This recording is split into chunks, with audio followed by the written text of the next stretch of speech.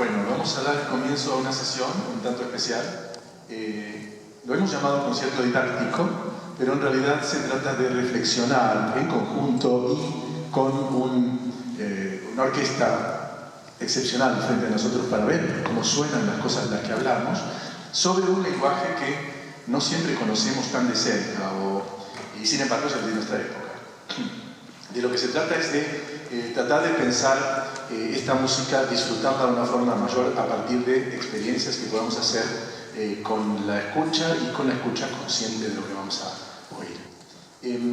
No solo la actualidad, sino todo el siglo XX están marcados por una especie de turning point, de punto de mutación en lo que se refiere al lenguaje musical, ¿no? Si uno piensa la historia de la música hasta el siglo anterior, hasta el siglo XIX incluido, todos conocemos música romántica, música clásica, venimos escuchando hace decenios, vemos que hay algunas constantes. Si bien también ahí hay cambios, también se producen muchos cambios entre unos compositores y otros, no todo es igual, ¿no? Sin embargo, tenemos elementos en común, sobre todo en el campo armónico, ¿no? A nivel formal, a nivel dramático y a nivel estructural, las músicas son muy distintas unas de otras en todo el siglo XIX también, y antes también, el XVIII, y si vamos para atrás, Ars Nova y Ars Antiqua. Siempre ha habido oposición, siempre ha habido puntos de mutación, corrientes y contracorrientes, y nuestro tiempo no es una excepción.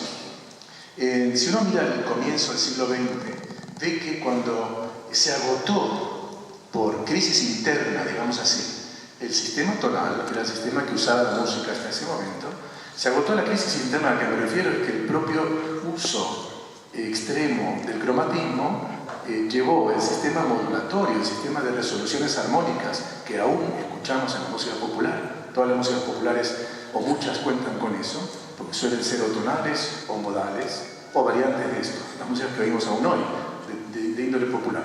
La música de tipo clásico oculto, como se suele llamar, no me gusta ninguno de los dos títulos, dejó de usarlas porque, digamos que el uso del cromatismo fagocitó las posibilidades de las funciones. Dejó de haber dominante, dejó de haber subdominante, tónica, y se acabó. En ese momento, esa crisis empezó, como saben todos los músicos que habrá por aquí, amigos, esto que estoy contando es, en fin, se lo explicamos a nuestros alumnos todos los años, ¿no? Pero en todo caso, para el que no esté tan familiarizado, ese elemento fagocitó lo que había, que era un sistema tonal de referencia que se compartía. ¿Qué pasó? En ese vértice entre el siglo XIX y el XX nos encontramos con que los distintos compositores más representativos que en ese momento estaban activos empiezan a buscar soluciones a ese problema, y soluciones personales. Voy a citar algunos nombres que todos conocen para ilustrar lo que trato de decir. Por ejemplo, tenemos a Debussy. ¿Quién no conoce a Debussy? Todo el mundo lo conoce. Debussy, por ejemplo, deja de ser un compositor tonal. Es un compositor que trabaja con modos. Toma los modos de la antigüedad, los modos griegos, y al mismo tiempo la gama pentatónica. O hace una armonía bitonal, con dos tonalidades al mismo tiempo. Por ejemplo, Debussy hace eso. O se inspira con el gamelan, una música indonesia que escucha en la Feria Universal de París a fines del siglo XIX. Otro compositor de corriente, digamos, opuesta, Schoenberg. Schoenberg es un compositor wagneriano hasta que deja de serlo. Y cuando deja de serlo es porque el orden del cromatismo que venía utilizando lo cambia radicalmente hacia lo que se dio el llamar mal, y a él no le gustaba, atonalidad, y tuvo fases: tonalidad organizada, tonalidad libre, etc. Y luego dodecafonismo. Todos conocen la expresión del dodecafonismo, ¿no? Esto de trabajar con los 12 sonidos y reordenarlos, digamos, ad hoc, como decide el compositor. Bueno, estos dos que acabo de mencionar van junto en la misma época que Stravinsky. También rompió con lo que venía pasando. Él, en su caso, se apoya en músicas populares rusas y al mismo tiempo en la armonía y en el ritmo hace unos cambios radicales y factura diferentemente la secuencia musical. Mucho más cinematográfico en su manera de producir música, ¿no? Y al mismo tiempo tenemos un Bartók, que hace otro tanto, también se apoya en la música popular y hace dobles funciones para cada acorde, bueno, etcétera, etcétera, etcétera. No voy a hacer un repaso de toda la teoría musical, porque no ese es el objetivo, sino es mostrar que a principios del siglo XX nos encontramos con una situación parecida o digamos análoga a la que después tenemos más tarde. Ahora vamos a hablar esta vez de obras escritas en la segunda mitad del siglo XX, dos de ellas, y dos en el siglo XXI. Las obras de hoy son cuatro. Vamos a hacer el siguiente orden de concierto, además porque por la logística, como pueden ver aquí, tenemos 3 teclados electrónicos, 2 pianos, una orquesta de cuerdas y una orquesta de madera y metal por ahí atrás. Es decir, hay varias de las secciones aquí. Luego las otras obras no llevan pianos y esto, con lo cual se van a retirar y seguiremos con las distintas obras que tenemos. La obra de Steve Reich, con la que comienza el concierto. Steve Reich es un compositor norteamericano, nació en el 36, vivo, activo, que formó parte de una generación que se opuso, digamos, a las líneas principales de Europa Central, que eran las del serialismo integral, eran las de una música muy sesuda, de corte más intelectual, estructuralista, muy marcada por la posguerra. Después de la Segunda Guerra Mundial hubo un acto de tabula rasa en ciertas personas, de protagonistas de la música de la segunda mitad del siglo, y Steve Reich, que es un poco más joven que Boulez, por ejemplo, Stockhausen, se opone a eso y además intenta hacer que en su país, Estados Unidos, haya algo representativo. ¿Qué hacen? Se van al extremo contrario. Estos trabajaban, digamos, ya 50 años más tarde de lo que evoqué hace un momento, trabajaban con técnicas de gran complejidad de serialismo integral, donde todos los parámetros se serializaban y se razonaban. Y Reich dice, no, yo voy a trabajar con patrones, voy a trabajar con armonías diatónicas, ¿sí? Con las teclas blancas del piano, para entendernos, ¿no? O con armonías parecidas a las del jazz, ¿ya?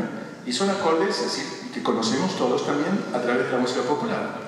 Y Steve Reich se trata de tú a tú con gente como Bowie, o con rockeros y con otros músicos que están en la misma onda, es lo que se llama minimalismo. El minimalismo es el uso de materiales mínimos, que suelen ser patterns, armonías relativamente simples que se van sucediendo. Y es una música que además se apoya en la idea de meditativa, un poco de los años 60 norteamericanos. Digamos, en esa época es la misma época de los Beatles cuando traen a Ravi Shankar, digamos, esa misma época donde la India se convierte en un parámetro a ver si Occidente se libera por algún lado de sus cadenas, etc., ¿no? Entonces es una época muy particular y Steve Reich de alguna forma la representa junto con otros artistas, hay más. La obra es del 79 y va a ser la primera que toquemos. Luego hablaremos de Ligeti. Bueno, esa será la obra que cierra el concierto, pero la obra es del 61 y Ligeti planteará una armonía de carácter cromático, lo contrario del diatonismo o, digamos, lo complementario, ¿no? Oiremos todas las notas que hay en el sistema temperado. Aclaro lo de temperado. El temperado es el que uno tiene en un piano: do, do sostenido, re sostenido. Esto es un sistema temperado, pero también existen sistemas no temperados. Estos son cuartos de tono, armónicos naturales, es decir, hay otros parciales del sonido que no pertenecen al sistema temperado. En todo caso, en Ligeti, en Atmosphere, una obra muy emblemática, una obra que le encantó a Stanley Kubrick y la usó en sus películas. De hecho, se sabe que usó la música de Ligeti en las películas sin pedir permiso y después le hicieron un juicio impresionante. Pero la música sigue estando en 2001, por ejemplo, es música de Ligeti la que escuchamos, ¿no? Lux Eterna y otras piezas. Ligeti es un compositor de culto y que, entre otras cosas, también se opuso, digamos, a la corriente principal del serialismo integral del que hablaba antes. También él estuvo en otra esquina diciendo, bueno, esto no es lo que me interesa a mí ni es lo que me representa. Bueno, el siguiente ahora voy a ser muy breve porque luego vamos a ver unos ejemplos. La siguiente obra que veremos será Juan Ortiz de Zárate. Es un estreno absoluto, Juan está entre nosotros y luego lo llamaremos a saludar. Ahí.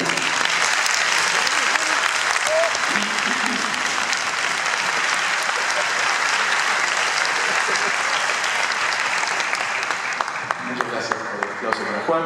Es un estreno absoluto, como digo, una pieza escrita entre el 19 y el 20 y que se estrena hoy. Bueno, se estrena el viernes. El viernes hacemos obras completas. Eso es una cosa que se olvidé mencionar. Hoy haremos daremos unas partes de las obras, salvo Atmosfera, que es cortito, y salvo una parte de mi obra que es corta. El resto lo haremos hasta un cierto punto por el tiempo. En todo caso, la obra de Juan Ortiz de Jazz metida en el siglo XXI plantea otras cosas, plantea un espectralismo sui generis, que es, digamos, tiene una relación con la escuela espectral, pero muy propia. Luego plantea un uso de la materia muy sutil, donde frasea con elementos diversos, divergentes también. Vamos a mostrar ejemplos. Y como me dice en esta obra en particular, el piano que es solista, toca de Schwartz, va a dialogar con elementos de materia. Ya lo van a ver. Y por último tenemos mi propia obra que se llama Axax, que también trabaja con complejos armónicos, pero distintos a los otros. Son espectros, subespectros y lo que yo llamo superacordes. Todo eso lo voy a explicar cada cosa en su momento. Entonces vamos a empezar con Steve Reich. Le vamos a pedir por favor a la técnica que nos exponga la primera imagen. La siguiente, por favor. Y ahí vemos un patrón, pone patrón 1, y como ven, bueno, se ve poco, pero créanme, hay 2 compases dura el patrón, y ese patrón se repite 72 veces, como pueden ver en el costado. Eso es la música repetitiva. Ahora, para el ejemplo primero que vamos a hacer, vamos a tocarlo primero con los teclados y pianos, y después tutti, así nos hacemos una idea de cómo suena.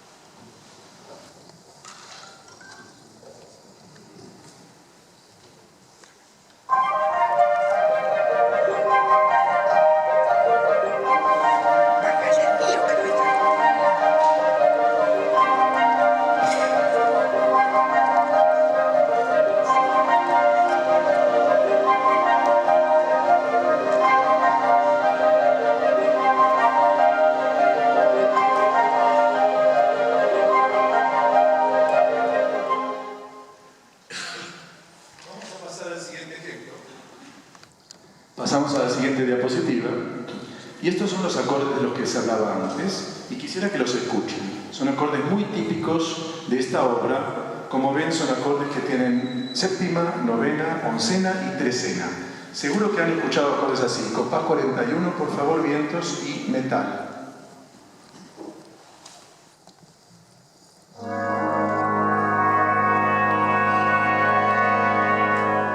¿Con cuerdas también, por favor?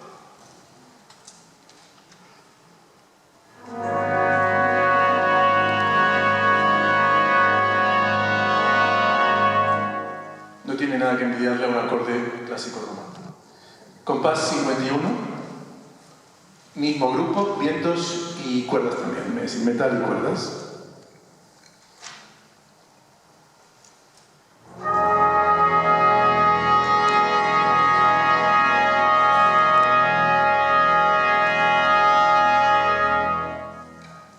Estupendo. La siguiente diapositiva nos muestra esos mismos acordes en el contexto en el que aparecen, ¿no? El primero, el de este lado, el de la izquierda, y el segundo es el de la derecha.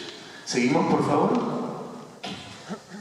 Esto sería, para hacerse una idea de cómo compone Steve Reich el desarrollo tonal que se produce en la primera sección, ¿no?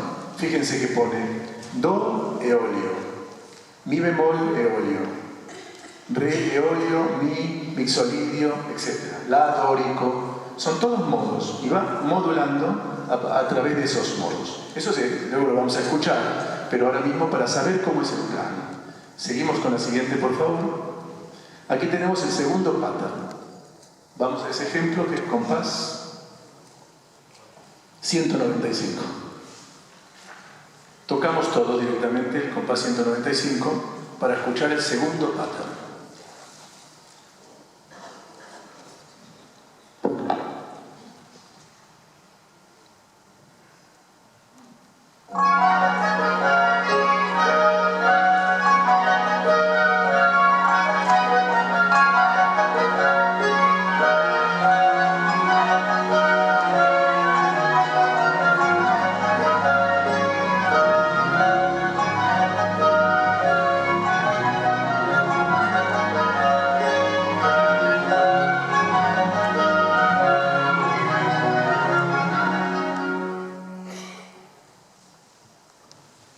Vamos a la siguiente diapositiva, por favor.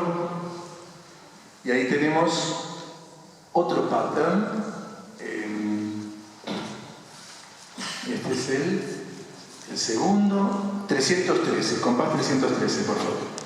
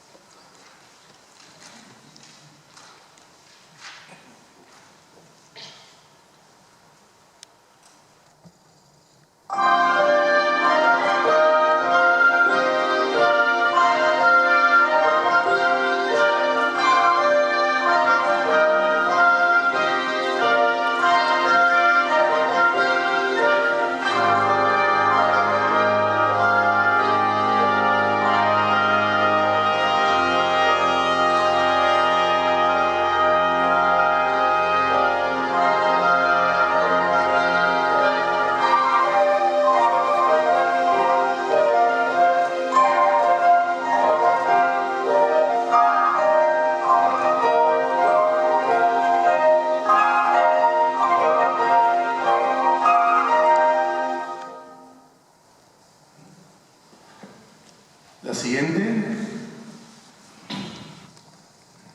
Ahí vemos una reducción de ese mismo patrón, eso también ocurre, unas versiones del mismo. Siguiente diapositiva. Ahora vamos a tocar un fragmento entero de la pieza para que se hagan una idea de cómo funciona esta música en la continuidad. Vamos al comienzo, por favor.